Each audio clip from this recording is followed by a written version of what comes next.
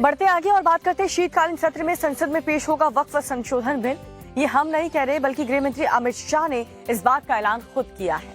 और बिना नाम लिए अमित शाह ने यह भी कहा कि वक्फ बोर्ड कानून से बहुत परेशानी है, लेकिन इसे इसी सत्र में हम ठीक कर देंगे। देखिए रिपोर्ट आप भी। वक्फ संशोधन बिल पर घमासान।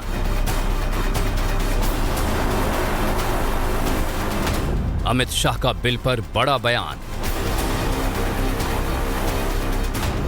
शीतकालीन सत्र में बिल लाने का ऐलान।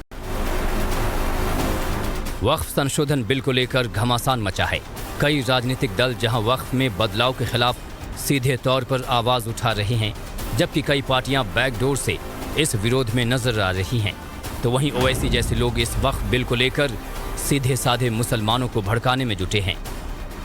लेकिन सरकार का इरादा साफ है, इस बिल को हर हाल में संसद में पास कराकर ही दम लेंगे। हरियाणा में चुनावी शोर मचा है। कांग्रेस और बीजेपी एक दूसरे पर ताबड़तोड़ अटैक कर रही है। इसी बीच हरियाणा के गुरुग्राम के बादशाहपुर में केंद्रीय गृह मंत्री अमित शाह ने वक्फ बोर्ड को लेकर बड़ा बयान दिया है। बिना नाम लिए अमित शाह ने वक्फ को लेकर कांग्रेस पर करारा हमला किया और कहा कि इस वक्फ बोर्ड कानून से बहुत परेशानी है ना, इस कानून को शीतकालीन सत्र में सुधार कर इसे सीधा करने का काम करेंगे। वक्फ बोर्ड का जो कानून है, ये वक्फ बोर्ड के कानून से बहुत परेशानी है ना, एक कानून को एक शीत सत्र में हम सुधार कर सीधा करने का काम कर देंगे। सरकार पहले ही साफ कर चुकी है कि उनका मकसद किसी भी जमीन को छीनना नहीं है, बल्कि वक्फ के उन जमीनों और संपत्तियों पर दबे कुचले और गरीब मुसलमानों को वाजिब हक दिलाना है। इसी डर से वक्फ की संपत्ति पर कब्जाधारी लोग बौखलाए हुए हैं। लेकिन मुस्लिम समाज का बड़ा तबका वक्फ संशोधन बिल को लेकर उत्साहित है और सरकार के फैसले का स्वागत कर रहे हैं। ऑल इंडिया मुस्लिम जमात के राष्ट्रीय अध्यक्ष मौलाना मुफ्ती शहाबुद्दीन रजवी बरेलवी ने उन मुसलमानों पर करारा हमला बोला है जो वक्फ बिल का विरोध कर रहे हैं।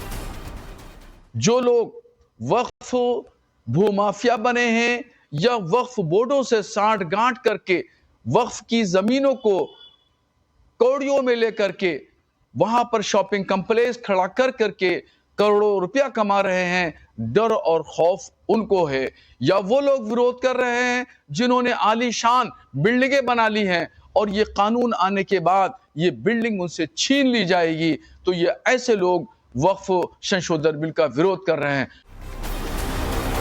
वक्फ संशोधन बिल फिलहाल संयुक्त संसदीय समिति के पास है। बिल में संशोधन के लिए लगातार बैठकें हो रही हैं। बिल में बदलाव के लिए आम लोगों की राय भी ली गई है। ऐसे में अमित शाह के इस बयान से फिर से सियासी बवाल मच सकता है।